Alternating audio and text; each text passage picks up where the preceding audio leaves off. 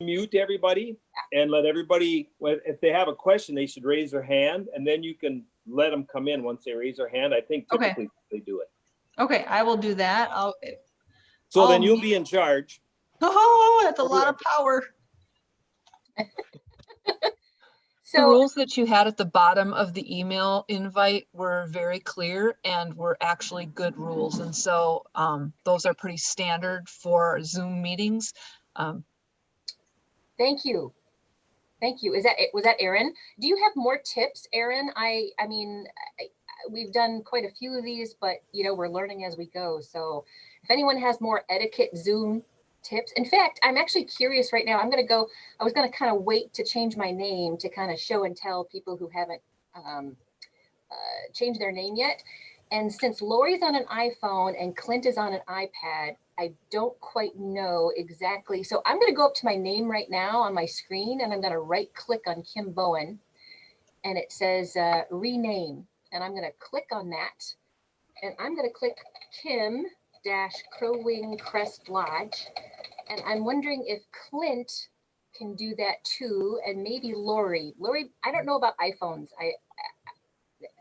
Does anybody have a tip about how to change? I don't know. I thought maybe we could keep exploring, but I kind of want our first names and maybe the resort name.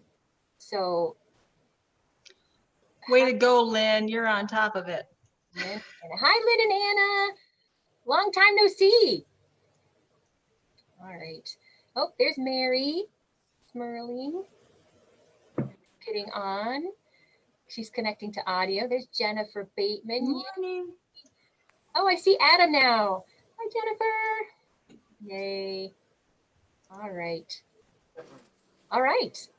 Yay. They're rolling in. I love it. I'm so excited. Hey, Clint, I see you changed your name, except there's an iPad in there. I can't have iPad in there? But we'll see more of the name of your resort if you eliminate those. It says, I can see it says Balsam Beach Resort. You can't see all that? No.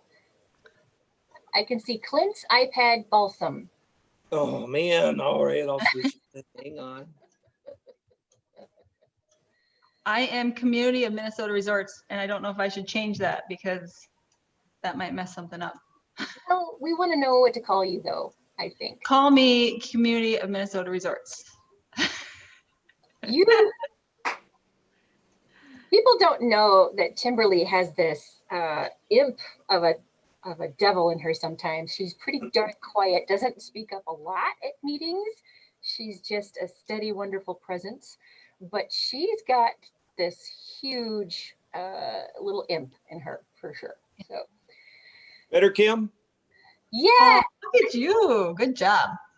How did Whatever keeps you ladies happy today. That's what I'm all about. How did you do that on your iPad, Clint? Did you just bring up your keyboard and then? No, I went up to the right-hand corner and it says participants. And when my name comes up, if you punch on the blue icon on the side, then you can change what it's, you can rename yourself. Oh, so that's what Does it say more on yours? It gives you the option of renaming. You just go to those three little dots up there. Okay. Click on it, and it gives you several options. Give you about 6 options. Okay. Yay! Terrific. Great. We don't Zoom is making us all so much smarter. Oh, So smart. Well, it is 10 o'clock, so I will keep adding people in as they come, but we might as well get started with our Cracker Barrel. Let's please. Yes. Yay. Thank you guys all for coming. Yay. Yay. Gosh, it's good to see faces again, isn't it? It is. Miss faces. So this Cracker Barrel is on kind of how the summer went, really. I said it's going to be pretty much open forum. If you have a question, feel free to raise your hand and I'll unmute you. And then we'll let you ask the question, or if you want, you can put it in the bottom on my screen. On the bottom, there's a chat, and you can click on that and put a question or comment in there, and I'll try and keep track of that stuff too as we're going, and throw those in if you don't want to talk on camera too. Some of us don't. I would like to put some screen on my face as well, so yeah. I get it. But yeah, so why don't we get started? I guess, Kim, if you want to throw out like the first question or. Yeah, sure. I think let's just talk about how our summer went overall, and maybe a couple of things that you implemented this year because of COVID that you've now decided you're going to do forever. So the big one for me was moving to the 6-night, 7-day week. That was a huge structure. I've actually secretly been wanting to do that for years. So this was a good excuse to try it out. And by about halfway through summer, not even that, maybe 3 weeks in, we thought, holy crap, we're not going to go back. We're going to keep this. So for me, doing this for 20 years, it built up relationships with my guests. I certainly, by about 3 weeks in, again, we decided we were going to do this going forward, but I wanted to play out the summer and then give a written notice to everybody at the end of season so that it would be fair for the first people coming in season and write it out, in a thoughtful kind of a thing. But I also didn't want to lie either. So as people were checking out, every once in a while, someone would say, I see the dates again are through Friday next year instead of Saturday to Saturday. And we just point blank told them, yep, we're going to probably do that COVID or no COVID. That's what we're planning on doing. And man, did we get pushback on that. Holy cow, lots of upset people. But at the end of the day, we just kind of stood there and took the berations, and I'm so glad I stood my ground. So I did go ahead and make a written notice at the end of season. I think I put it out at maybe October 1 and told everybody, this is what we're doing, whether it's COVID or not. We're going to continue to do that 6-night, 7-day week. And we're going to keep our decision. We decided to keep the same rates, exactly the same. And I thought maybe I would lose maybe, 30, 40 different cancellations just because of the comments that we got from people, but we ended up not losing one. I gave them a month until the end of October, 30 days, to let us know whether if they wanted to back out, they're welcome to. We'd give their deposit back for free. No questions asked, we get it. And I didn't get one taker. So I'm really happy about that. And that's going to make our lives so much easier having that extra time overnight to clean cabins. So that's my big one. So I'm wondering maybe we should shoot it over to Clint. And do you have something or other? Oh, Can I ask a question? Yes, please. What specific hours do you have? Like check out Friday afternoon late and Yep. check in earlier on Saturday? That's a good question. And I'll answer it. And then I want to shoot it over to Timberly to give her take on it. So this year we decided to allow people, they couldn't check in on Saturday until 5 o'clock. In the past years, it's been 4:30, so that half an hour wasn't a big tweak. But then we asked them to be gone by 5 o'clock on Friday because we're really trying to honor that 24-hour buffer that the Minnesota Department of Health strongly recommended. And that was our justification going into season. This next year, when I was telling people what we're going to do, we're going to allow people to come in at 3 o'clock on Saturday and ask them to be gone by 3 o'clock on Friday. So my hope was that people would be a little bit more appreciative of being able to come a couple hours earlier on Saturday. Timberly, I know she's been actually doing this 6-night, 7-day week forever, at least 20 years. Is that right? And what times are you choosing, Timberly? So we have, what we had before COVID was they could pick a 6-night stay where they left Friday morning at 9, like a typical Saturday morning. And then everyone still would check in Saturday at 4. For COVID, we decided to do everyone checks out Friday morning. So that actually gave us 30 some hours before, and everybody checked back in at 4. And absolutely loved it because Friday night to have half the cabins cleaned and kind of have a breather and then be able to finish up on Saturday morning, usually by noon, and actually have a shower was fabulous. So it's a feeling I have not had ever, I don't think, in a summer. So this year, moving forward, we put everybody again at Friday night. But what we did is we raised our weekly stay quite a bit so that if they do want to stay really, really badly, at this point, we'll let them stay for a week, but it's going to cost a lot. Wow. Cost a lot, meaning like 20% more? Without Not quite 20%, but it's a fair amount. But we still, when we sent out deposit notices, we still said that they're staying 5 nights. So we're just kind of hoping that most will keep the 6 nights where they leave on Friday. And just hoping most will stick with that, but giving that option right now, and that we just told people that still may change back to just 6-night only. Gotcha. Has anybody else done the 6-night, 7-day week and are happy with that? Okay, at Pamushi Resort, let's go to Emily. How was your experience with that, Emily? Well, I can't speak to any other experience. It was our first season. Right. So we worked with Ed and Joanne. Yes. Initially, their advice was move to that and see if you can keep it. You know, going in, we shortened it. We also gave a little bit of a refund to the guests because this was our very first time ever meeting people, some of them coming for decades. We're not Ed and Joanne. Some people were just already upset about that transition anyways. So we felt we were in a different position. We didn't have any kind of stronghold with these guest relationships. Right now, I'm not feeling confident in going and keeping it because a lot of our guests really were upset and said, we understand because of COVID, but they want to go back. And I just don't know. If we were a few more years into this, I think I would make a different decision and stand firm. But I'm really gun shy about it with this. We have really good repeat occupancy right now. Get it. I've got one comment just to add, and then I'll go to Mary Smirling. When we were looking around at resorts 20 years ago, and we're talking to several different realtors, the repeated advice that we got over and over from a variety of realtors was, when you're coming in as new owners, make your changes right off the bat because you don't have a relationship. That is the advice they gave over and over. Make those changes, stand your ground. You're going to be happy that you did. So don't let your guests run your resort. You need to run your resort. That was their comment to me. Let's go to Mary. Mary, you had a comment. Did you go to 6 nights, 7 days? Is that what you were talking about, Mary Smirling? I think maybe she froze. Oh, she did freeze. Okay. When she gets back on, we can ask her. Did anyone else do 6-night? Only? Nobody else? Oh, Lynn did. Yeah, Lynn did at Sharon Brock's at the Black Pine Beach. How was your experience? And you guys need to unmute yourself for a second to be able to speak, but yep. There okay. Yeah, gotcha. So I wanted to chime in because we did not. And so maybe you need the other side of that story. We never thought about it at all, actually. So we never had one bit of trouble either.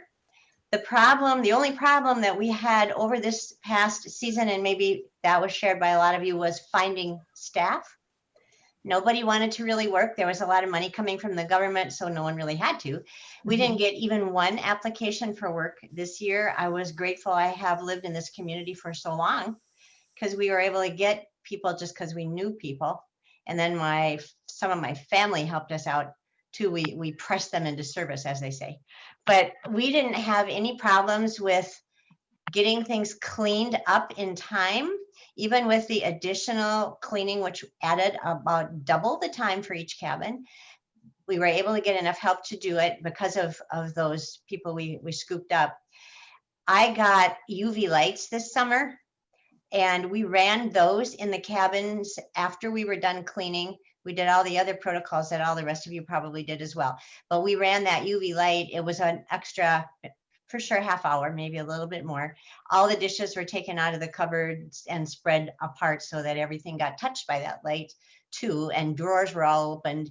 Wow. Cupboard doors were all open. So we did all that as well. And surprisingly, I think part of it because we had a lot of really long-term staff that knew what they were doing, we got done probably by 2 sometimes, Anna, 2 or 2:30 in the afternoon. So we had an hour and a half for everybody to help do laundry. So it worked out just fine for us. The one thing we did do this summer with regard to operations that we would keep was we shortened our hours in our lodge. So now instead of going 8 a.m. to 8 p.m., it's 8 a.m. to 6 p.m. And Bob and I were just amazed how nice it is to have dinner together every day. So we will keep that forever. So quick comment for you guys, because I know that, so just for Emily who doesn't know, my resort, we have 19 cabins, and I was typically running our Saturday to Saturday weeks with 3 or 4 crews of maybe 3 to 4 apiece. So we were averaging maybe 16, 17, 18 crew members on Saturdays. This year, of course, we had the same issue that Lynn did, just no staff, really, really hard. So us switching to that 6-night, 7-day week was integral, because I'm back to scrubbing toilets again. I was trying to be afloat for a couple of years, do quality control checks, but so I'm back to cleaning again, but now we have the time to do it. Lynn, share with people, she's got, I can't remember how many cabins, but they were not used to doing all of them in one day. They already had a system in play where some of them were Saturday to Saturday and some of your cabins were on Sunday to Sunday. Is that correct? Correct. Yes, that's correct. So half of them are Saturday to Saturday changeover, and that's been the case for many, many years.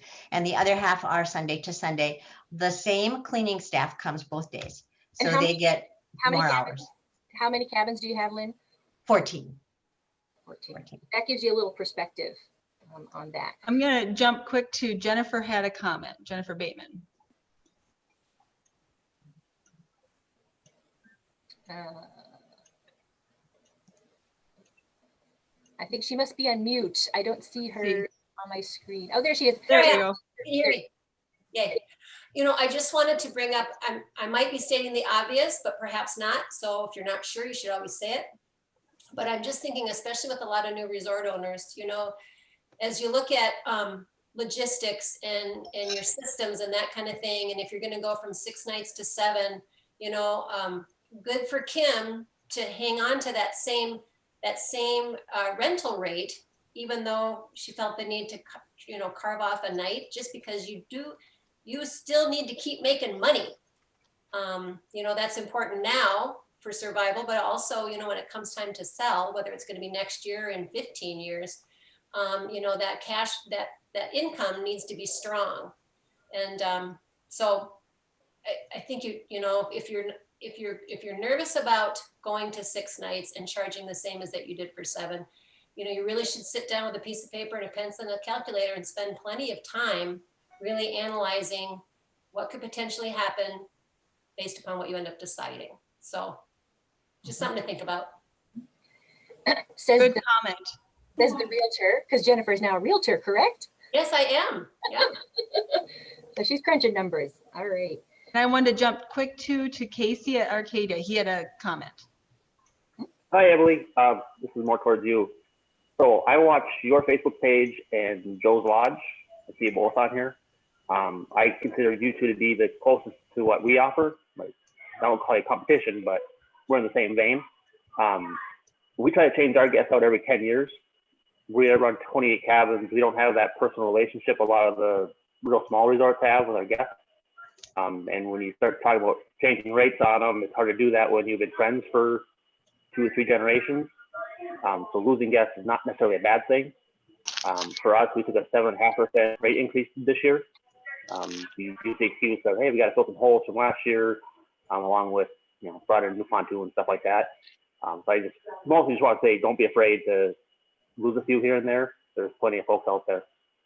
So. Thank you. Yeah. Thank you.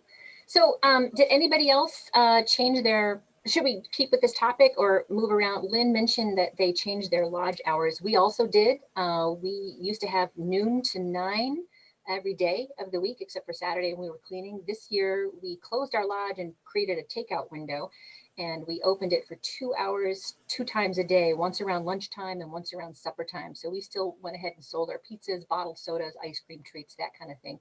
And we ended up allowing people in the lodge to look at our gifts if they wore a mask. But I'm telling you, the 2 hour around lunch, 2 hours on, oh my gosh, for us, huge change.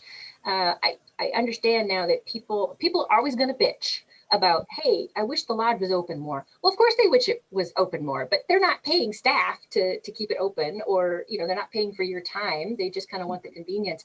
What I learned personally was that if they knew the lodge was open for a certain period of time, they would make sure they get their butt down there and, you know, talk to us or what have you. So we're probably going to go and probably keep that next year too.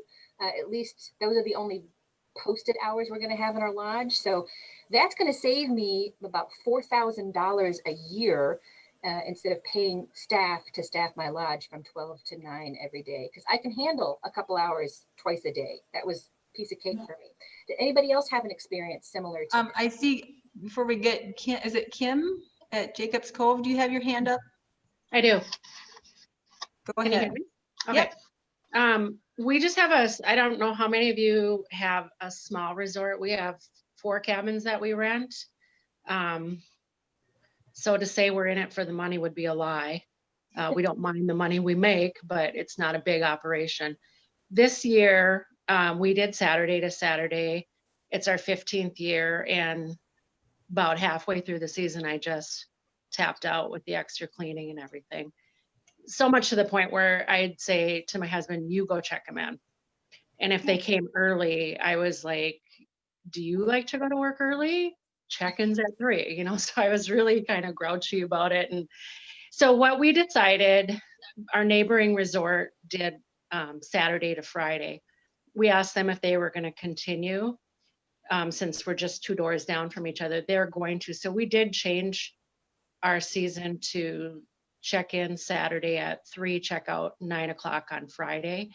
And I'll tell you, I felt like such a huge sigh of relief, knowing that we have one day after 15 years to just be a family. And I do all the cleaning and I do all the laundry. So it was just a change that we needed to make. But I get what you guys are saying, money wise, resale, we're just smaller and those things don't factor in as much. Thank you. Say Kim, we're Saturday to Saturday, and this year we finally pulled the trigger. We've been talking about it for probably the last 4 years, going Friday to Friday check-ins. So we're not going to take a day away. We just wanted to switch how we take our guests, because it was tough for us to get a cleaning crew on Saturday. So now we'll be able to find people that are willing to work on Fridays instead on the weekends. And you know what everybody's sitting here talking about. I personally think with this COVID thing, you're going to see another hard push for northern Minnesota resorts this next summer yet. So if you want to make changes, I don't think I'd be afraid to do it, because there's going to be tons of people looking and wanting to come up north. We were so busy, you know, like I'm sure most of you, we filled most of our cancellations and had people calling well after we closed looking for still places to go. So if you're a little shy about making changes with this COVID and this unproven vaccine out, I think a lot of people are still going to head up north, and we're going to get another good summer, maybe another half a good summer of huge bookings for everybody looking to stay in state and take the safe option for vacation. So if you're going to make changes, you know, maybe now's the time to do it. That's kind of what we looked at. I mean, another thing with our going Friday to Friday is we get so many people call and want to do a 2 or 3 day weekend. Well, if you do it on a Friday, Saturday, Sunday, it ruins 2 weeks. So we couldn't do it. Well, now with going to Friday, yeah, we're going to throw out 3-4 day weekend specials and see once if we can't keep our cabins 100% full the whole summer. So there's multiple things to look at. We also did change our hours with the COVID. Our lodge used to be open 8 to 8 every day, and we went 9 to 6, which is probably going to get locked in, because that just gives you more time in the morning. 6 o'clock, you can shut down, relax, go outside, take care of business. And then our pool hours, we also switched too. We went from, we used to be 10 to 8 or 10 in the morning till 8 at night. And we went 10 to 6, which sometimes at 7 o'clock, it seemed odd on those nice hot days. Nobody was able to get in the pool and they'd give you kind of a dirty look. But for us as operators, if we wanted to pack up and go someplace at 6, the lodge is closed, the pool is closed, we could get up, go and enjoy ourselves for a couple hours. So that's just my input from Balsam Beach anyway. Good, and I'm gonna jump in. I see Lee has a question, her hand up, sorry. Whoops. Whoops. Turn it back on. Lee, you unmuted and then you back muted again. There she's at. There we go. No, I was just going to chime in. You know, our property is a little different than all cabins and week-long stays. And we did do some different things this year.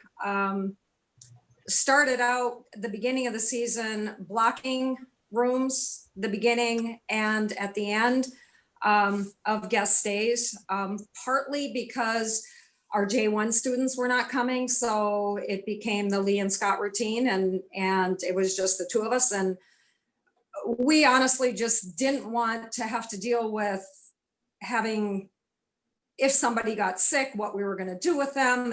And, you know, so we felt good that we were able to, and we're small enough. We have 11 units, 10 that we actually rented out. And so we started out by, you know, blocking the night before and the night after, and definitely had 2-night minimums, got rid of 1-night stays. Wow.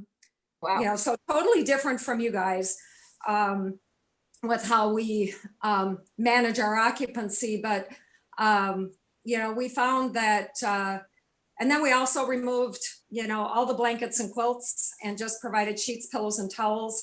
And I actually felt really good about that. Something that, you know, people were kind of understanding and kind of went, yeah, you know, and as much as the quilts and everything make the room look nice, I kind of felt like it just really was clean because, you know, I don't know, you know, the unspoken, you know, not every quilt always gets cleaned, but I think most people, I mean, the nice quilts, the blankets, yes, but not the nice quilts. So, you know, getting rid of that, I felt like, okay. And if people, I told people that, you know, you have to bring this, but not, our challenge was not everybody read their follow-up email that said, you know, bring your blankets and quilts on the ones that had booked online versus booking with us directly over the phone. And so they would, and we also had a contactless check-in and checkout, which really freed us up a ton.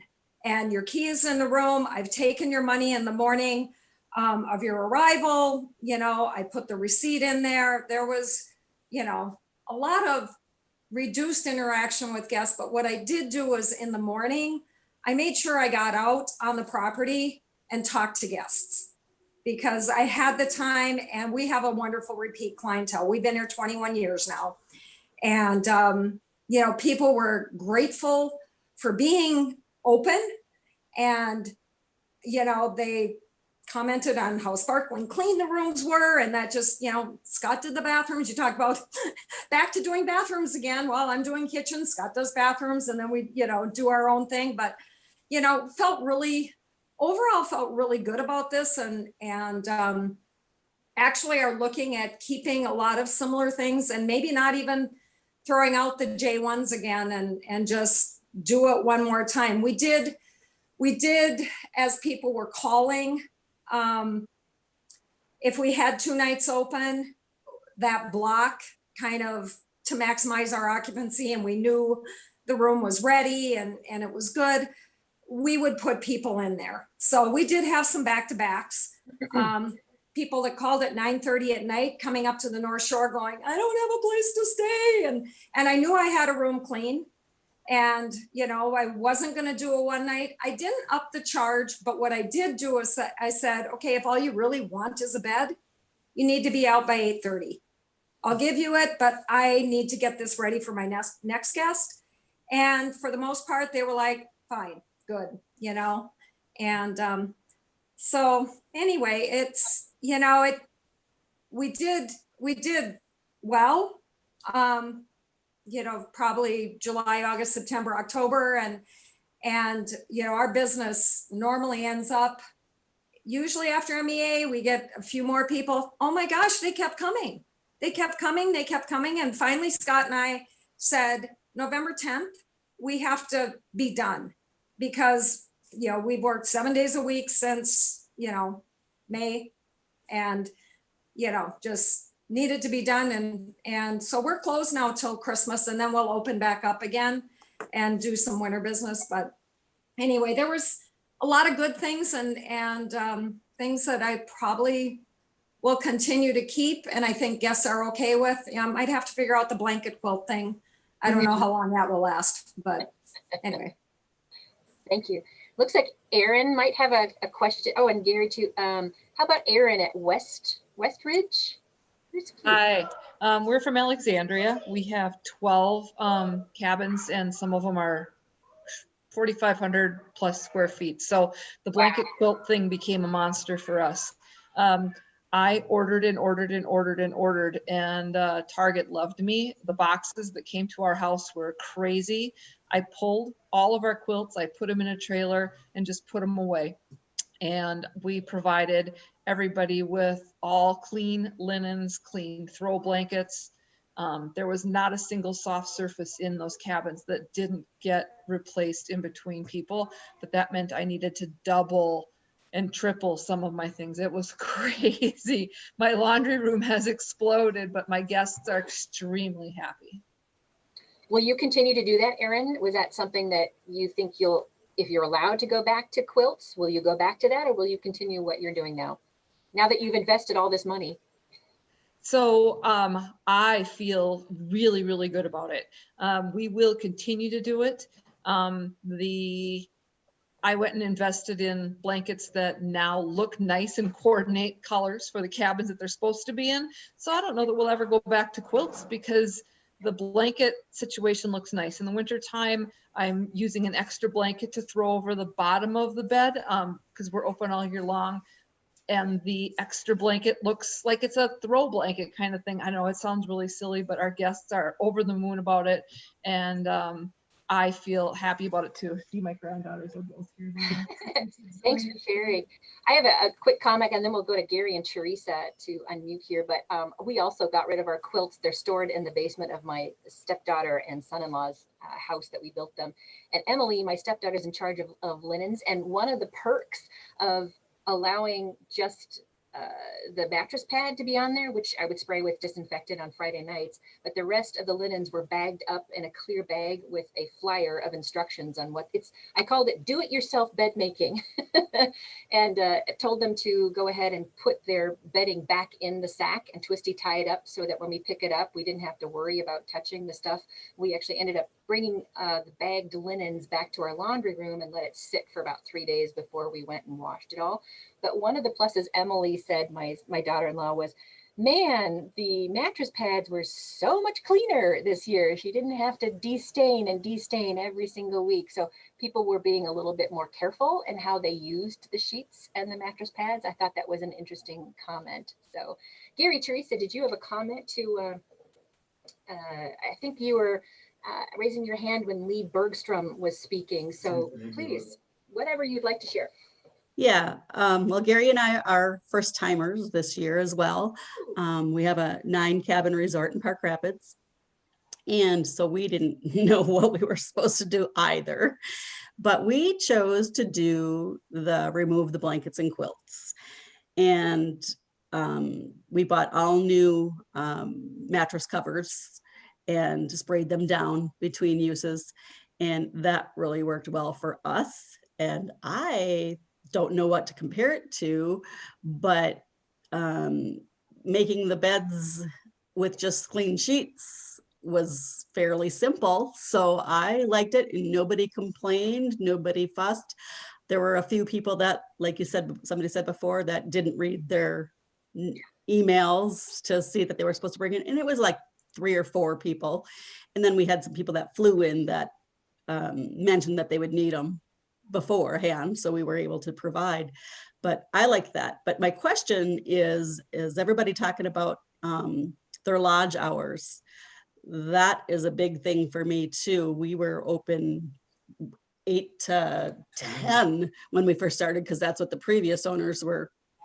And we eventually changed it to 9 to 9. And what a difference that just made. And then, but see, our game room is in our lodge too. So does everybody have a game room in their lodge, or is it something separate that they keep open different times, or? Casey, I think, has a comment to respond from Arcadia Lawn. Casey, yep. What do you have for us? So we did the smart thing about 20 years ago, and we moved out of our lodge. Best thing we ever did. But we've seen with lodge hours, it doesn't matter if you close at 5, 10, 3. Everybody shows up 5 minutes before closing to get their ice cream, to do whatever. But one thing we've always done, and we're out in the middle of nowhere, we don't have any neighbors, so it's not really a worry for us. We don't lock our lodge. We don't live in there. We don't worry about it. I had to put up a couple of cameras a couple years ago because teenage boys like to break pool sticks for some odd reason. But you put a camera up and they stopped doing that. Do you sell stuff in your lodge? Yep. We have a full gift shop, candy, ice cream, all that fun stuff. And we just leave it unlocked, and we have a sign-up sheet by the till. And every group, there's kids always leaving dollars at the till, or they write down their name. Max from Pine Cone took 3 candy bars, and we added up at the end of the week. We found this year we did 11 to 6 on lodge hours. 28 cabins. We flipped Friday, Saturday, and Sunday. With not having enough staff and everything else, we just ran 7 hours a day. Ran into a few problems with real long-term guests that were used to showing up at 7 o'clock to pay their bill, and nobody was there, so they hadn't come up all week, and they didn't realize the new hours. So that got a little tricky. But for us, we just leave everything open and trust the guests, and they do their thing, and we don't have to worry about it quite so much. It's different though when you live in the lodge. And then it's your home. You don't want anybody in there making noise at 10 o'clock at night or something like that. Yeah, we don't live in. One of the best things we ever did. The best thing we ever did was move out of the upstairs of the lodge. When you lived in the lodge, it was everybody who wanted a couple worms, or, oh, our fridge isn't quite working quite perfectly. They'd come knock on your door, whereas if they had to walk down the street half a block, it's not worth the effort, and they'd see in the morning. That's my views on the lodge. I think it might be all about boundaries, Teresa. Figuring out what works for you. If you are exhausted by the beginning of season, you might want to think about what areas doing your daily life is going to make your life a little easier. Because at the end of the day, you want to be healthy. You would like to do this for a long period of time, and you need to be healthy and have your energy up so that you can be more engaged with guests in the time frame that you are allowing yourself to be out there engaging with guests. I'm sure some other people have. Oh, good. We have all kinds of people popping up.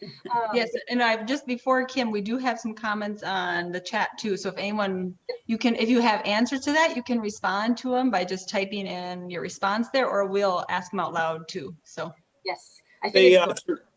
Teresa, we have our game room is in our lodge also, and of course with all the posting we had up with just one family at a time type limits and buildings and cleaning fish and in the shower house and whatnot, the game room wasn't a huge issue this year. I mean, our revenue from our game room was down 50% just because I don't think people felt safe being in the lodge playing the games, with everybody moving in and out. So I don't know what to tell you there. I guess we closed our game room, and we got some bitching, but so what? It's like $300, $600 for the year for our revenue. It's not that big of a deal in my opinion. So I know Lynn had a comment, and Emily Pamushi, and then I'm going to go to Woodlawn. So let's go to Lynn first, and then Emily, and then Woodlawn Resort. Lynn, Anna, do you have comments about that? Yeah, so there are lots of topics that popped up. Yeah. So I want to go back a little bit to the thing about soft fabric and that issue with the beds and all of that.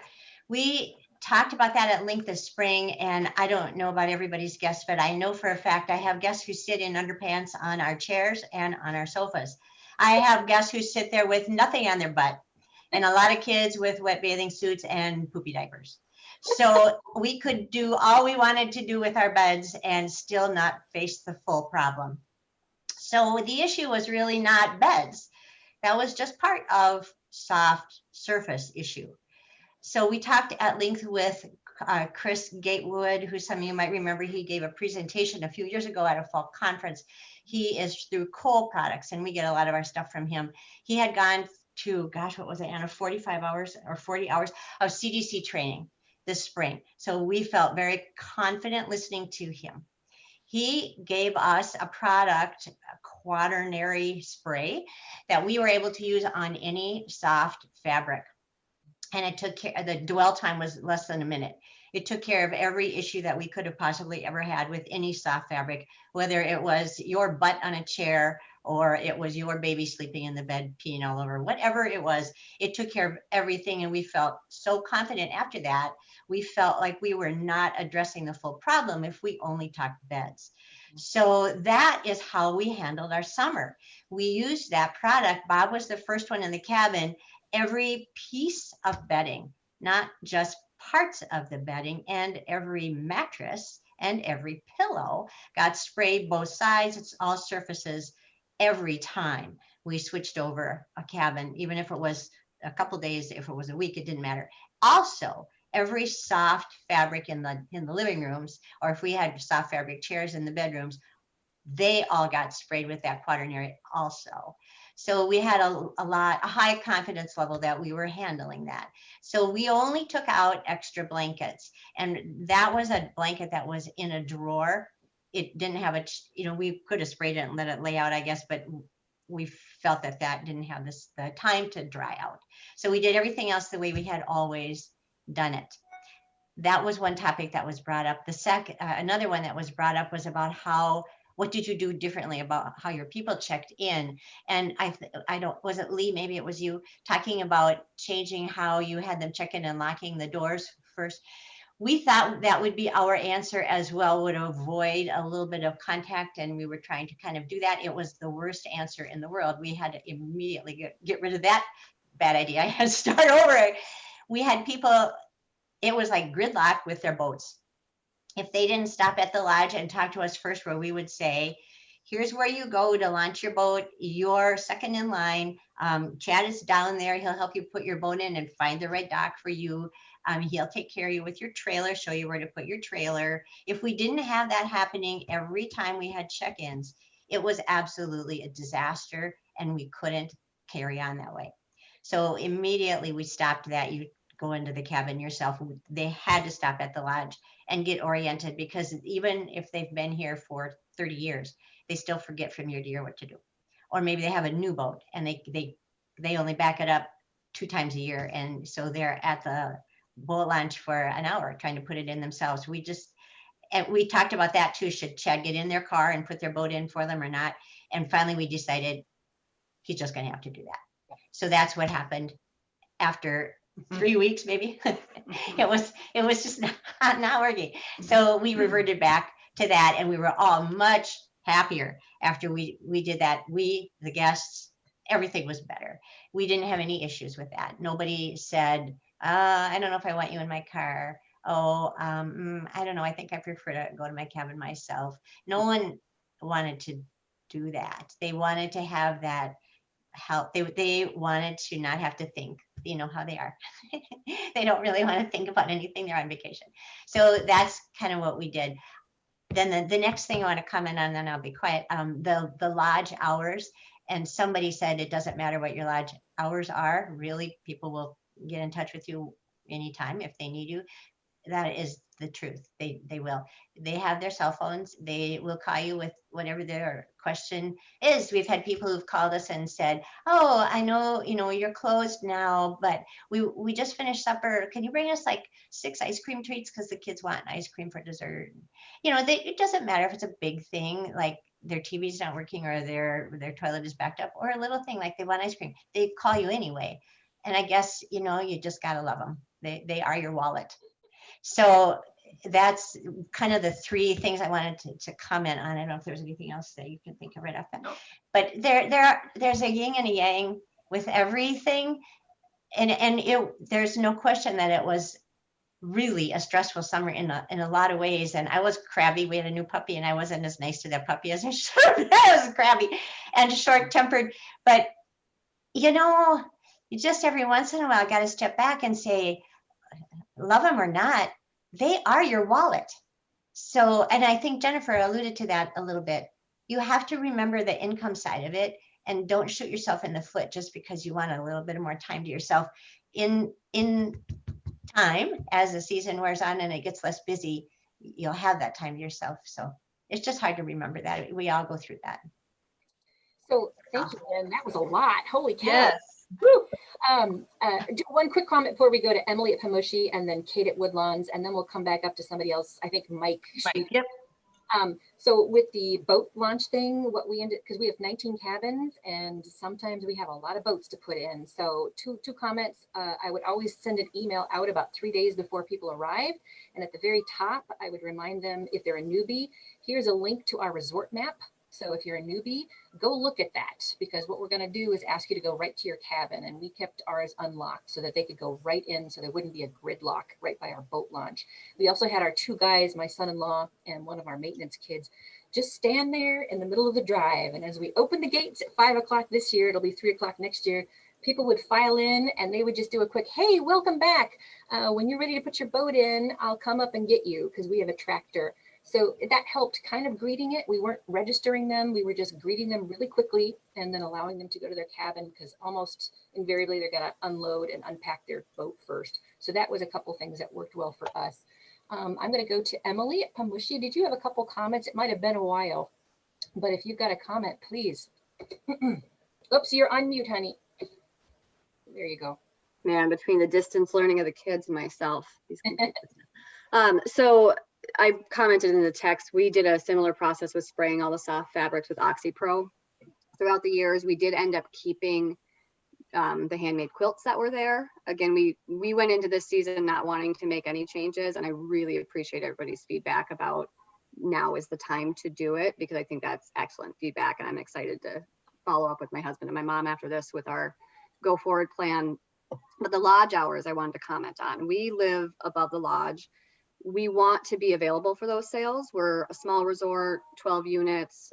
We staff it ourselves. We don't employ anybody besides our cleaning staff that comes on the weekend.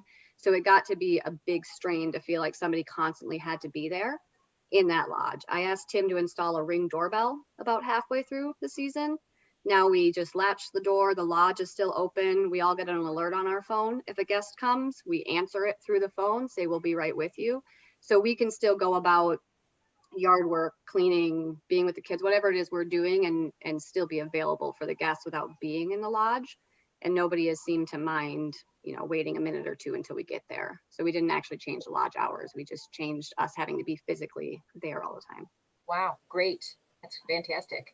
Look at you being resorters now. Yeah, it's fun. I like it a lot better than corporate America, I'll tell you that. Oh yeah, right?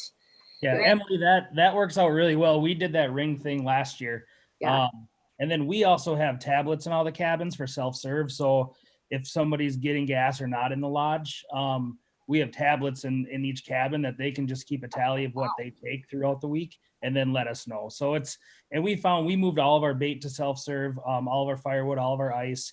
And somebody had said earlier, basically, I think it was Casey, that they don't always have their lodge locked or whatever. Like, we do the same thing. It's a lot of self-serve, and we've never really lost anything.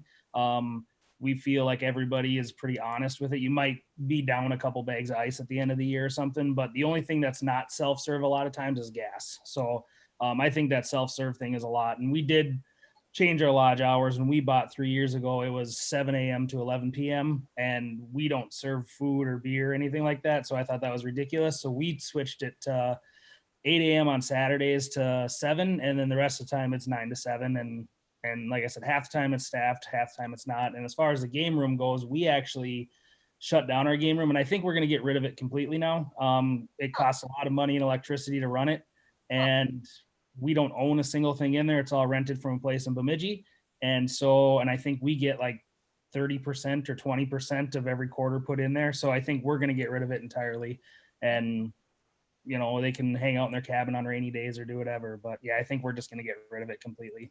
Interesting take on that. Thank you, Adam. I'm curious about your tablets though. You invested in like a tablet, and then they're in. So maybe I'll come back to that comment. Yeah, sorry, just like a notepad tab. Okay. Like a notepad. And I'm sure half the time it was used for keeping scores for games instead of actually what they were doing. And a lot of people come up with their phone and say, all right, this day we took this day we took this kind of thing. So we just told people keep a tally and let us know at the end of the week. And then we just add it onto their bill. That's great. I'm going to come back to you and have you write an article about that for the magazine, mister. Yes, I am. All right, we're going to go to Kate at Woodlawn. I think she had comments from a couple people ago. So please share what questions you have or comments do you have? I have questions. We were one of the resorts that didn't open last summer because my husband and I grew up on the resort, but my husband and I are taking over management and we have elderly parents living there. And we just thought this is the year to take a break and do maintenance. So I'm really grateful to what I'm hearing so far about some of what I have to look forward to next summer. Just a couple questions. So sourcing cleaning supplies and everything, how far in advance this spring should I be trying to get a hold of what I'm going to need is one question. And then another one is, did the association or the community of Minnesota resorts put together any kind of best practices document that in terms of all the cleaning protocols and stuff like that? I mean, I know that CDC stuff is out there and the Minnesota Health Department, but I was curious about you guys who have actual on the ground experience. I'd love to see, I know I was following the listserv about, bagging up bedding and things like that, but if people have a document with best practices, I'd love to have that. Okay. So the main thing though is how far in advance should I try to be getting a hold of what I'm going to need? Okay. Good question. I think we'll go to Casey. Did you have some comments about that from Arcadia Lodge? Otherwise, yeah, I would start now. Actually, we have 28 cabins, so we'll go through a couple bottles of work per cabin per week. We're looking at 60, 70 bottles per week times 10, 12 weeks, and with limits still on a lot of things as things happen. Anytime somebody goes to town with a truck, they come home with cases of whatever we might need. That don't go bad. Put it on the shelf and hang on to it as long as you got the cash on hand at the moment. That was my best guess on that one for you. So dry goods never go bad. I agree with Casey. Another couple of comments for you, Kate. Jim Worley, our office manager, off to the chat. He's put a link in there for you and for anybody to tap on. That links to the CDC right now. It specifically addresses soft surfaces, although it's pretty vague. One of the struggles that we all had this spring, is you could maybe get an impression of, is we also struggled with what's the proper thing to do. Minnesota Department of Health put out a directive, which is what we that was our go-to this spring. And really what they were doing is duplicating information from the CDC website. So whether you click on this link that Jim has provided here, or we go backwards to the, I'm trying to think, at the spring workshop, I think there might have been a lot more links. And by the way, there is a recording of our spring workshop on the CMR website. If you're at all curious, you could probably click on that and maybe fast forward through bits that you're not interested in, but I'm sure there's lots of comments in there that might be helpful. We also did a class, Timberly, Joanna Wallenberg from Brookside, me, and I can't remember Timberly, somebody else, but we did a cleaning class because we just happened to be interested in non-toxic avenues of cleaning. So we did a lot of research on that. And I found 6 that are approved by the CDC that are able, one of them is hydrogen peroxide. And I had a ton of 35% hydrogen peroxide in stock. So I diluted it down to the 3% solution, which is approved by the CDC. And that's what I sprayed in my backpack in my cabins on Friday nights. But I think Casey's right. I think that if you're thinking about a choice, stockpile it a little bit and start ordering it now, if that helps at all. Does anybody else have a comment about that particular? Oh, does Mike have a comment on that, or do you have a comment about something else? Mike Schwieters, why don't I go to you? Because I know you had a raised hand a little while ago also. So go ahead, mister. Hey, good morning, everybody. It's fun to see a bunch of people on here. So this is, since we can't do it in person, this is second best. The materials, order them when you can, because there's no guarantee they're going to be shipped. And in fact, we just literally loaded up for our winter business with toilet paper and paper towels now, so we should be good. Yeah, my advice, get it. If it's something that's not perishable, order it when you can. This spring and summer, that was a challenge with some things. So, some of the cleansers were really difficult to find at certain times. So if you can store it somewhere, I'd start hoarding. So just got a couple. I love hearing what everybody's done. This is, it's kind of neat because we did a little bit of this. We didn't do any of that. And so we have Boyd Lodge. We have 24 cabins. We did not change checkout, check-in at all. We were very fortunate with staff. We were it was fine. It was not an issue. That is probably the first time a lot of those that know me that have heard that. But we just we got lucky. We had a ton return that were with us last year, and we really did luck out on that. So we did not do it. We looked at it. We just didn't need to. I am envious of those that have that free day, but that's not I just don't think that will work for us. One thing we did do that really made a big difference was we did change our store hours. We used to be 8 a.m. till 10 every day. And generally Ruth and I were in that at some point every day, or the majority of every day. This last summer, we went 9 to 6. We cut 4 hours off of that. That made a huge difference in offsetting some of the excess cost with housekeeping. It did not cover all of it, but it did help. The thing that was absolutely fantastic was we were able to be home by 6 o'clock. Okay, Casey, you're right. They all pile in at like 5 to 6. So it was like maybe 6:30. But having evenings, that's going to be a tough one to give back up.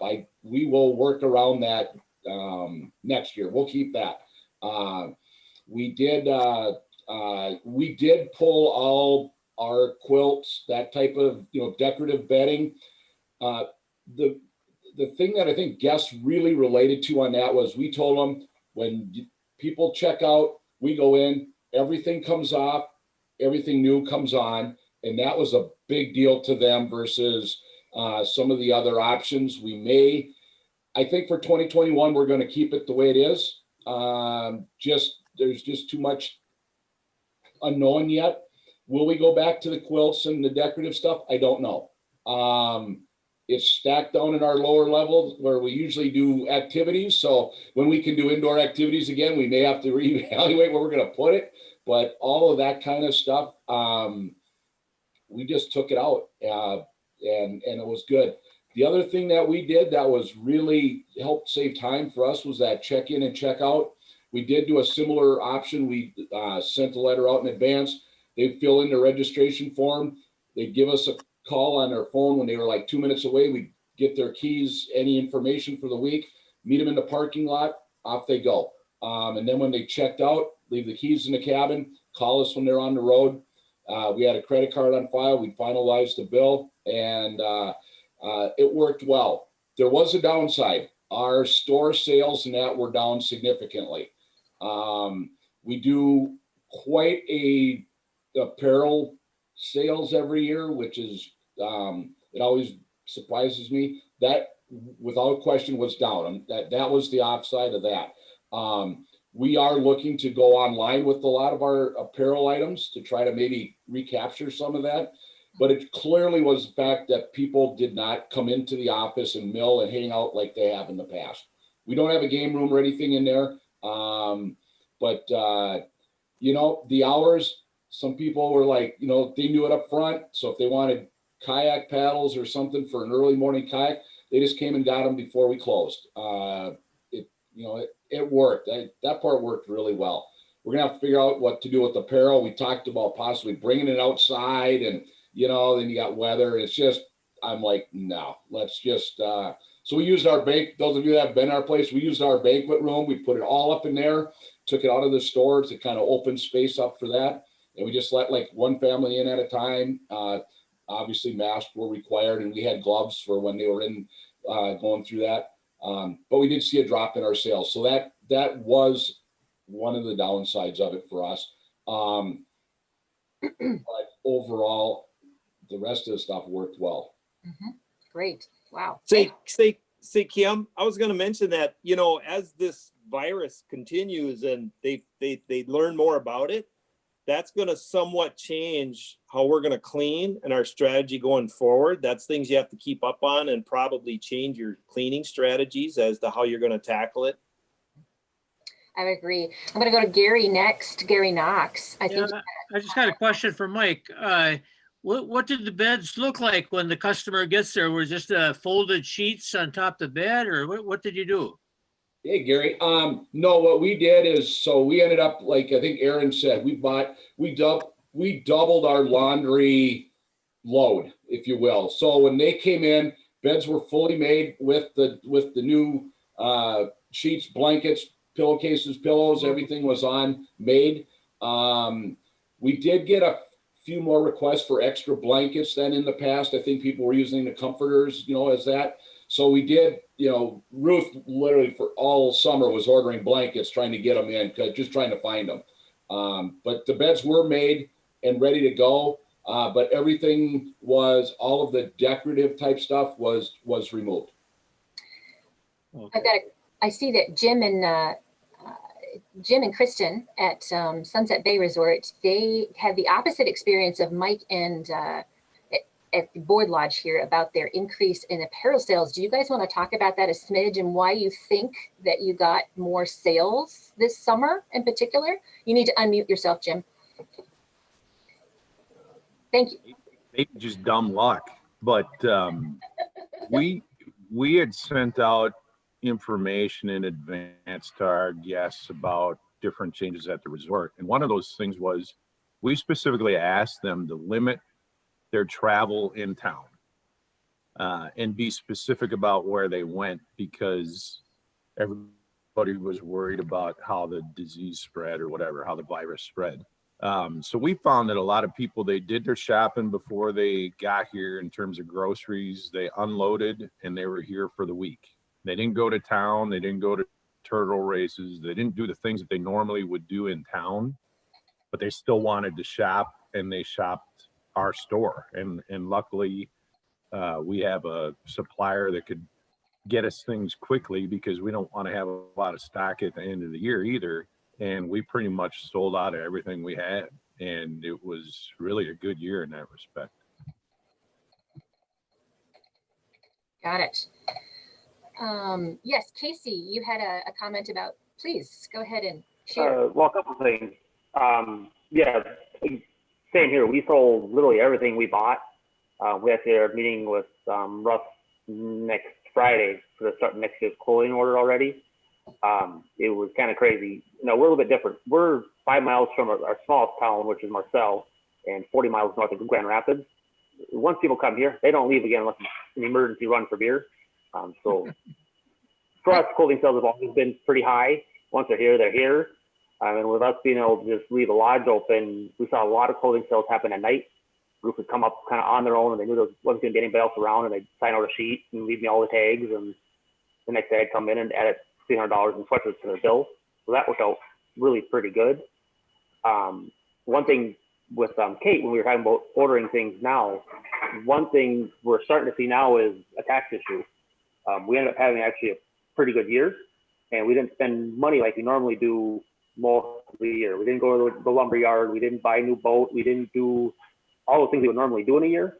And now we're starting to stare at a pretty hefty tax bill if we don't get rid of some money before the end of the year, and start to plan on, how to get beds bought or do it in a constructive way. And that's going to be kind of a fun little problem to solve in the next 6-7 weeks,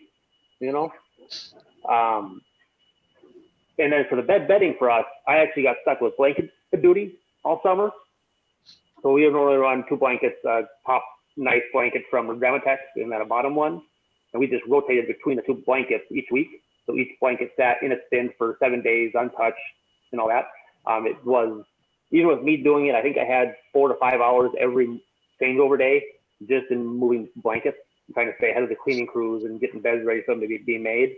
And I cannot tell you how I am so looking forward to that being done. That was a huge time that I didn't have to, I wasn't walking around behind the dock boy making sure boats were done. I wasn't up at the lodge getting bills made. I wasn't doing things I should have been doing as an owner. I was busy hiking blankets around. And a big part of that because my grandma, who does all our laundry, is 78 years old, just got bladder cancer. We weren't letting her get anywhere near somebody's used blankets or bedding or anything like that. This wasn't happening this year. And that did shift a lot of the workload around. So I'm really excited to go back to normal. You have no idea. Tina's had her hand up for a little bit, and then we'll go back to Jim and Kristen for a minute. So Tina, do you have a comment? Yeah, I just have a really small office. I don't really have a store or a lodge, but we always had clothing. This year I chose not to order any additional clothing. We had some in stock from the previous year. what I observed was it seemed like more people wanted to buy clothing this year, which I didn't have.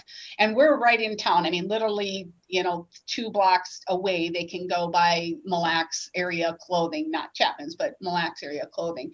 So I found that kind of interesting. As the summer went on, I kept thinking, God, maybe I should order. God, maybe I should order. I didn't. I asked that only one person at a time come in the office. I handled all check-ins outside. I didn't do a contactless. I wanted people to have the option to pay cash if they wanted to. So we just did it outside. I had a little table set up outside my office on the deck. That worked out well for us. If the weather was icky, then I usually just walked outside and said, go to your cabin, we'll do this later. I just have 5 cabins, so it was easy for me. We took off all the bedspreads. I did make all the beds with sheets, blankets. I double cased my pillows. I hated the look of it because I bought, hindsight 2020, I bought light blankets thinking they would wash quickly and dry fast as well. But I couldn't stand how it looked because it showed every little bump that you couldn't get out, and you can pull and pull and pull and they don't go away.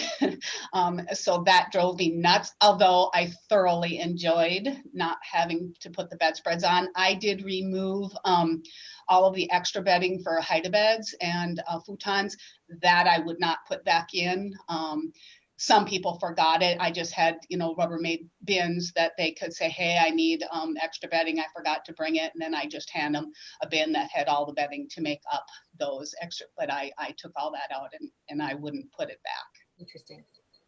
I'll go back to your selling t-shirts and things of that nature online, because I think that might be of interest to some of us. But Jim and Kristen, did you have a comment when Casey was speaking? If you remember, sorry, I didn't mean to. Do you have I think Casey commented on profits and such, and that I thought that was a really good comment. Because we, fortunately, I mean, when this whole thing started, we applied for a PPP loan. I think just like many of us on this call probably did, and we got it. Our bank was like quick to get it to us. And that was additional funds in addition to having a really good year. And, we've sat down and we're buying a new pontoon and doing those types of things to reinvest to avoid the tax implications of that profit, because we'd rather put it back into the resort than pay it to the government. And I just thought that was a really good comment. So speaking of PPP loans, I was going to ask, we also signed up for that and got the loan. I have gotten all the paperwork in. Has anyone else done the PPP loan, and have you actually gotten your forgiveness yet? Have you? Really? Lee has, Mike has, Casey has, Lynn? Wow. Like how recently? Just lately, or was it a while back? Yeah. Lee Bergstrom, do you have a comment on that? Please. Yeah, no, I got the loan and got the bank basically said they would give everything, or that they paid everything back, minus the $1,000 that I got in a SBA loan at the very beginning, that $1,000 that they threw out. And so I had to pay that back, but everything else was forgiven. Okay. And so that was probably back in October. Wow. So, yeah, that was great. It was very helpful. Kim, maybe I should add. Sure. Go ahead. We had kind of a wrinkle in ours. We had originally signed up for an 8-week. That ended up not being workable in the end, because at the time when we got it, which was right at the beginning, there were categories of what they called purchases that would work as a part of that. And then they changed horses in the middle of the stream, and those categories became no longer workable within that PPP framework. So part of that was leases. I think also some utility costs. So we had to redo our loan to 24 weeks so that it covered only payroll. That was kind of a pain. And once the bank was wonderful to work with. And once that was done and submitted, then we got full forgiveness for it, but it was a lot of time. redoing it and resubmitting it and then getting the forgiveness back. But here's the upside of all of that. And Casey started to talk about this, and I would like to hear more about your situation with that too, because we just got a note from our accountant yesterday, and our last quarter payments are almost double what our regular quarterly payments are for income tax because of that PPP. It got forgiven early. In my opinion, I thought it would maybe be 21 before we heard about it, but it wasn't. It was in 20. So we now have this huge amount we owe. And as far as investing in something else, Jim, I think you talked about that. You and Kristen are investing in pontoon or something. We've talked about that as well. That would return in our situation, and I know everybody's is different. If we did an investment, it would return about 33% on every $1,000 that we would spend. So I don't know what the situation is for all of the rest of you, but it is quite a surprising complication from something that we thought was going to be just straight out helpful. I agree. Adam, you had a comment about the PPP loan. Yeah, so we got the PPP and the EIDL, and we work with Scott over at Security Bank, and he said don't do any of the basically the forgiveness on it right now. He said hold off as long as you can because it's still in legislation that they're still trying to figure this out. If you took both, if you only took one, you're probably better off to do the forgiveness. But if you took both, hold off on it because as it sits right now, we're going to have to pay back one of the two, but they don't know which one yet. So he said they're trying to figure that all out. And we took, I think it was 14,000 in PPP and then 7,000 in EIDL. And basically he said, we're guaranteed to have to pay back the 7,000. But we don't know if it'll be on the EIDL side or the PPP side. So we said, just hold off on it until they figure out what the crap they're doing. And yeah, and then the PPP, it's, I think portions of that too. Yeah, it's taxable. So if you took out 14,000, you're going to get taxed on that amount, I believe is how it worked out, but I'm not 100% sure on that. This stuff just drives me insane. Not my strength at all. So I'm just kind of feel like Aaron has a comment. Oh, good. Aaron, where are we? Oh, Aaron at Westbridge. So we just got our stuff back last week. I had my accountant work with the banker because the information I was trying to give them, I jumped through every hoop and I couldn't give them what they wanted. So I had the accountant give them exactly what I had already given them. And then they were happy. But here's what happens is if you got idle money, and I think you could get an initial up to $10,000 in idle money, just bang, without really doing anything. And then you had to fill out all the forms for the PPP. They took anything that was, they had to subtract the 10,000 off of from the idle money off of the PPP money, and you do not get forgiveness. It becomes a loan. And so when they did this initially, that wasn't the case. And the banker said it wasn't the case. They changed in midstream, of course, like you were mentioning. So anything, if whatever idle money you got up front will come off the top of the forgiveness payments for the PPP right now as it stands. This was as of this week. Oh, wow. Okay, something else that I need to inform my accountant about. Okay, is there, how do I find out? It seems like whichever banker you talk to is going to give a different answer. Is there like a place to go to that gives out the accurate information about where we stand on this? The hard thing is it's changing weekly.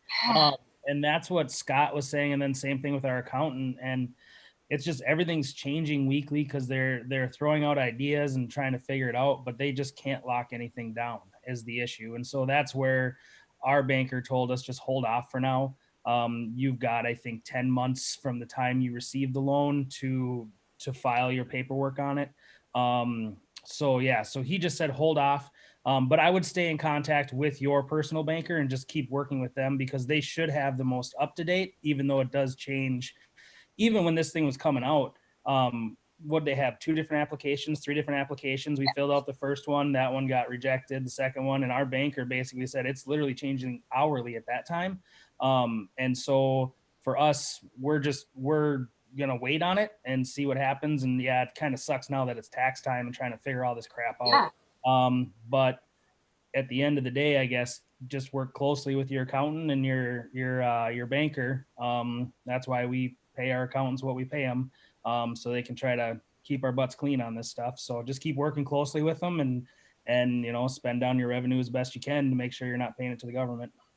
Kim, that's what we heard from our banker as well. They get new information every day. So it's not like somebody's trying to withhold knowledge from you. They don't know either. Okay, interesting. Changing gears, or I'm okay with staying until for another 20 minutes. If anyone's interested, I will hang around. I've got the time. So I know we said it might be an hour, but when we're talking like this, it's an opportunity. So if anybody's willing to keep going for another 20, I think we should. Have any new questions or anything? Right. Or I know, I wanted to address the, is anybody else selling their t-shirts and things online, and how has that gone? I was thinking about doing it, but I tried to do it years ago and it was a pain in the ass. I didn't want to figure out how to deal with shipping, which is a silly thing, but how much weight do I put? I don't know. Anyway, how do you guys handle? Is anybody doing that online, selling their t-shirts or gift products or anything online in this group? We did Facebook 2 years ago and basically posted our apparel on Facebook. And then we typically didn't have anybody buying from us that wasn't either a past guest or a current guest. So we charged them either on their upcoming bill, which is kind of risky, or we had them send us a check kind of thing. But now with switching over to ResStream, we are able to take credit cards without getting a huge fee if you're kind of taking them over the phone.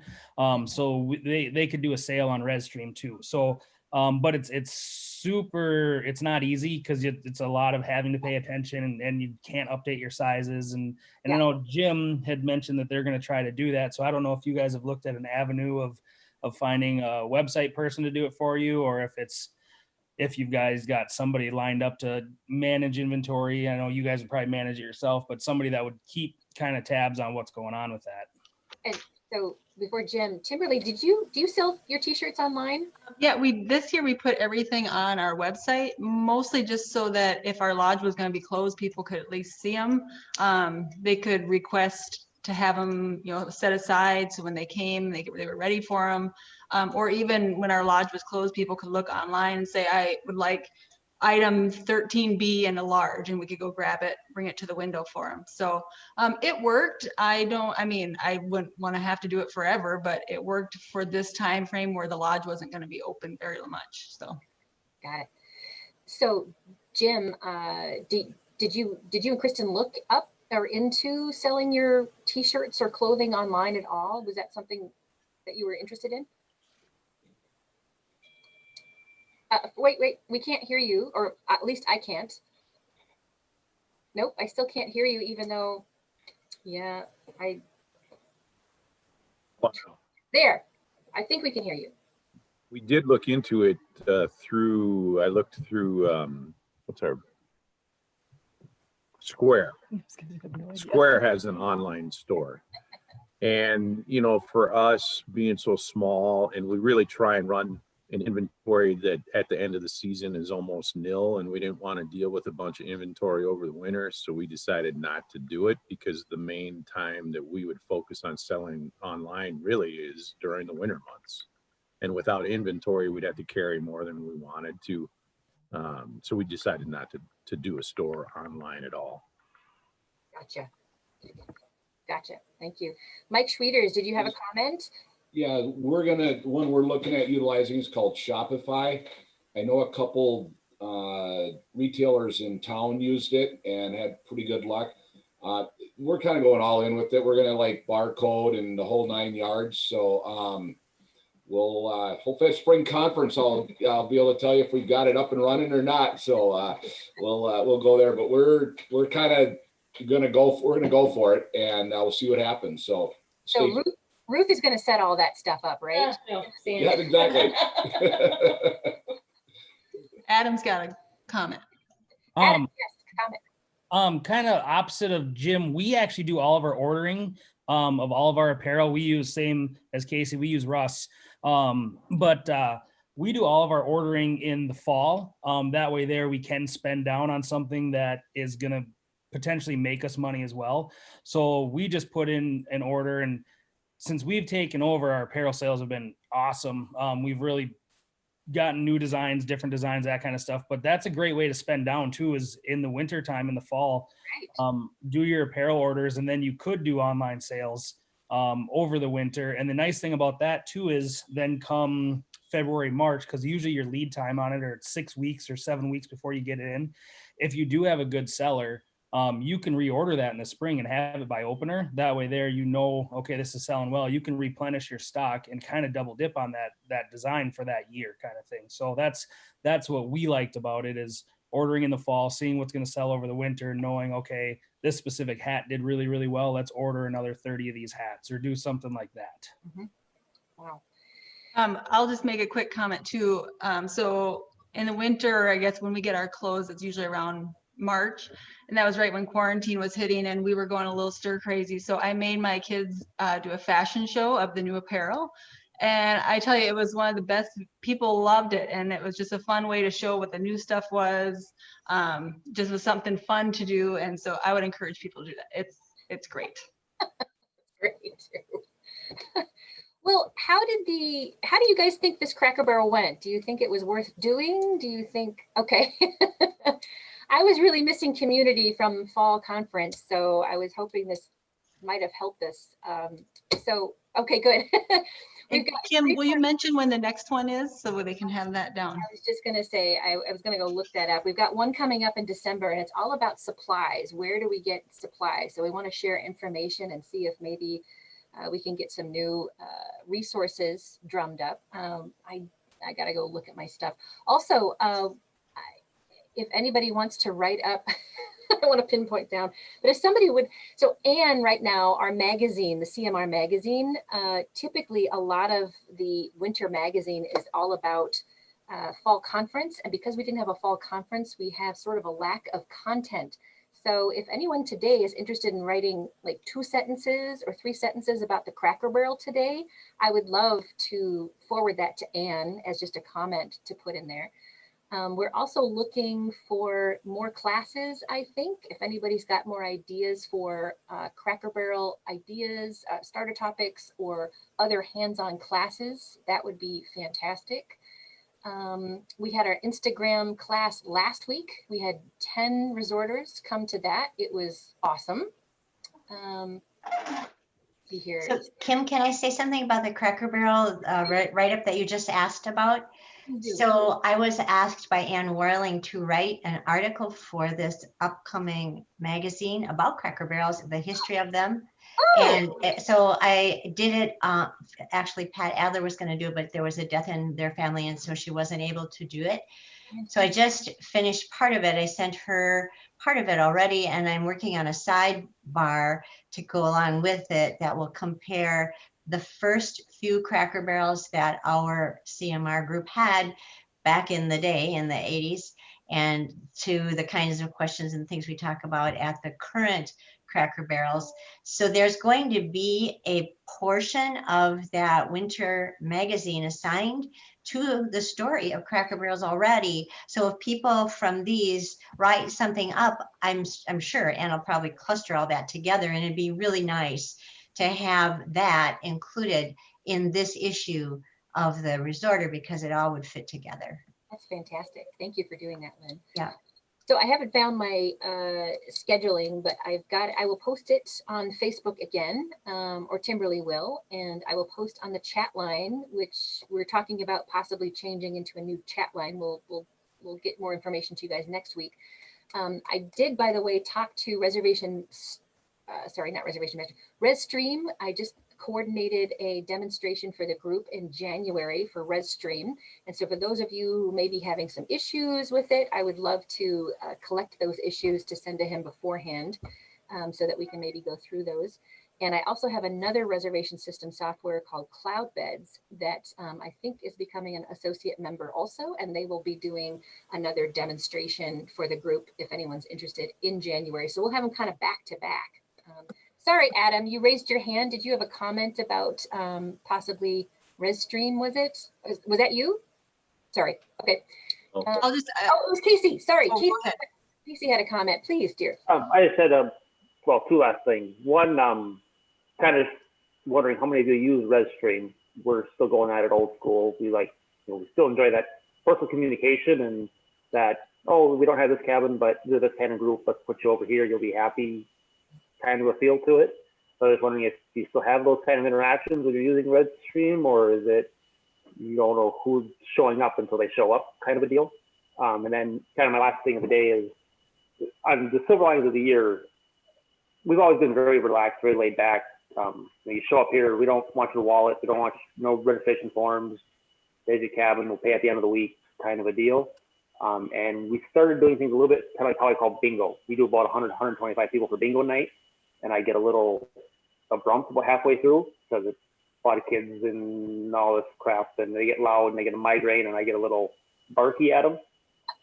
So we got a little stricter this year with a lot of activities and stuff like that, and it was amazing how well it turned out. They kind of acting like children that needed structure. We're gonna do it this way, and I don't care how we did it in the past because it's gonna work better and just deal with it. And it actually turned out pretty good. I think that's my last bit for the day. Thank you. I'll just quick jump in on the Redstream. We were kind of the same position as you. We've been old school since forever. I was really worried about that personal contact with the guests. We jumped in on it, what, a year and a half now? I love it. I mean, I remember Bob Barton said, I love waking up in the morning, turning on my computer and seeing I made money overnight. What triggered it for us, probably that put me over the hump, was probably not so much the summer, but our off season. We would get calls on the phone like Thursday night, whatever, for the weekend. And I'd call them Friday morning and they're like, oh, we already booked somewhere.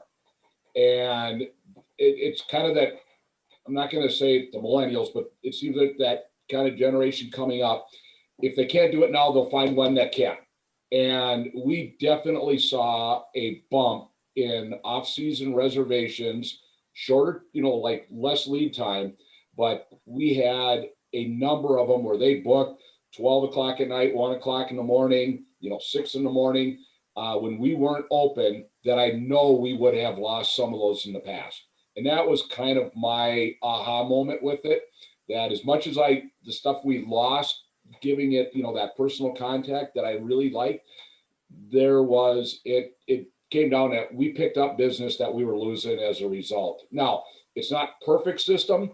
And if you'd like sometime off call, I'd gladly talk to you about how ours works and stuff like that. I'd be more than happy to offer that as well. And then, like I said, that Cracker Barrel coming up, I think would be a good opportunity for others that use it as well. And we're kind of working with them on some new stuff as well. Some things that didn't work for us, and they've been pretty receptive to looking at possible changing some things like how we treat our boat rentals and pontoon rentals and stuff like that. It's really clumsy with them previously. I think they got it sort of ironed out that it's a lot easier to do, but we do not allow that online yet, but that might be something that we're probably not terribly far away from allowing as well. Okay. More comments on that? I did look up December 11th is the Cracker Barrel at 10 o'clock. Thanks, Kimberly. And we're also trying to schedule that. We did have a little committee meeting, but the kids craft sharing, that was going to be in January, but now that we've moved the Redstream demo and the Cloud Beds demo into January, plus Pinnacle Marketing Group, the people who hosted our Instagram meeting last week, they have another marketing type of workshop they would like us to help host in January. So maybe we might have this kids craft sharing show and tell in December instead. We'll see how December's kind of, I don't know. We kind of could use some feedback from you guys, everyone. If you've got a piece of feedback about what day of the week is best? What time of day is best? We're kind of trying a couple of variety pieces just because we're not sure, what might work best for everyone. And we might not ever find a perfect answer, obviously, for everyone. But if you've got some comments, please put them in the comment section here for the next couple minutes while we wind down. Kimberly, not talking about restroom or nothing, but I'd still like to offer probably a plasma cutting and aluminum welding class here at my resort, but I got to get my garage clean and I got to figure out how many people we can probably get in. And if need to be, I could maybe offer 2 classes, but I'd like to see if there's any interest in that. Plasma cutting? Good Lord. What the hell is that, Clinty? That's how you cut metal, plasma cutter. It cuts metal. Metal cutting. Yeah, Well- let me know if you want to do that, Clint. I've got an extra portable plasma I can bring over too, so there could be a couple of them.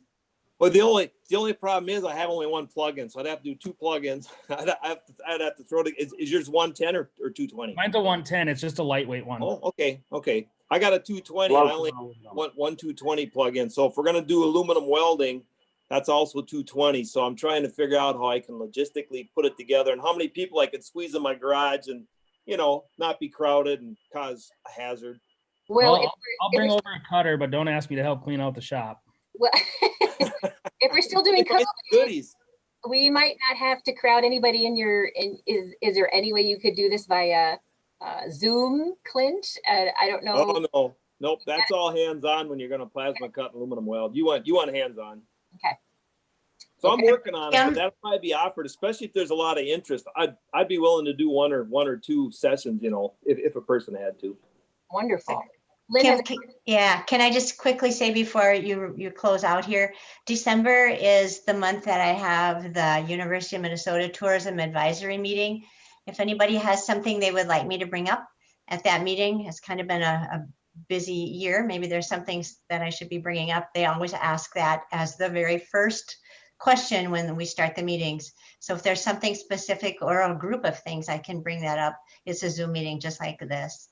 And we can get that covered, and then I can write it up for the next, either the next newsletter, Jim, or the next resorter.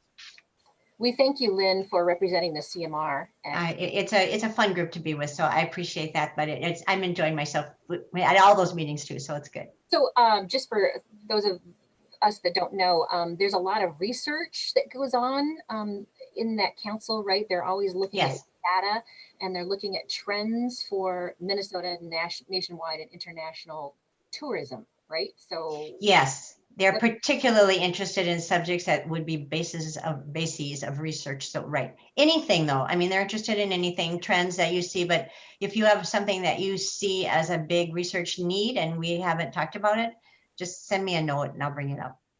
Thank you. Okay. Well, any other last big bursting questions that you have not had an opportunity to ask the group here? We've got a pool of wonderful wisdom here. How many years of resorting do we have in this group here? That's a lot. So general market. Okay, Casey's got could we do a general marketing Cracker Barrel, mostly demographics? Maybe. You know, let's see what absolutely. We can do all kinds of topics here. In fact, Casey, you sound like the kind of person that we need to just call on as a member at large. Boy, do we have some tasks for you. I'm going to bring your name up at our board meeting again and go, that's the guy that we need to, yeah. Say, Kim, I think he did chime in on our last board meeting, and I think Casey did volunteer to be on one of the groups as kind of a help guy. So thank you. Yeah, thank you. All right. Well, thank you guys for all coming today. I hope you got a little bit of benefit from talking to the group. I certainly enjoyed seeing the faces. So I'm so glad. And it looks like eventually we had 27 participants today. So that's pretty good, I think. I was a little worried about how the big group kind of aspect would be with sound in the background, but man, I thought it went great. So I'm very happy. So can I say one quick thing? Please. So Casey's suggestion on a marketing one, you know, I think there's absolutely nothing to lose with these Zoom style Cracker Barrels because nobody's driving anywhere. Nobody's investing half a day to get somewhere and they're free. So it's like, well, if a Cracker Barrel lasted half an hour on a topic, okay. If it lasts 2 hours, great. If 2 people show up, okay. If 25 people show up, even better. But you know, I just think there's just nothing to lose. So what the hey? So we've scheduled like 4 once a month. Are you suggesting maybe should we do more than 1 a month? Well, All you need is the moderator, correct? Yeah. Yeah. So, Would people do more than one a month? Would you? Kim, if everybody used your contact as their point to send information, questions, whatever, could you just decide now it's time to have another one? And just let all of us know? It's pretty easy to chime in. Absolutely. Absolutely. So yeah, I'll put my email address on the side here, but you'll probably see it too in some of the upcoming postings too. So yeah, I've been helping Timberly with education.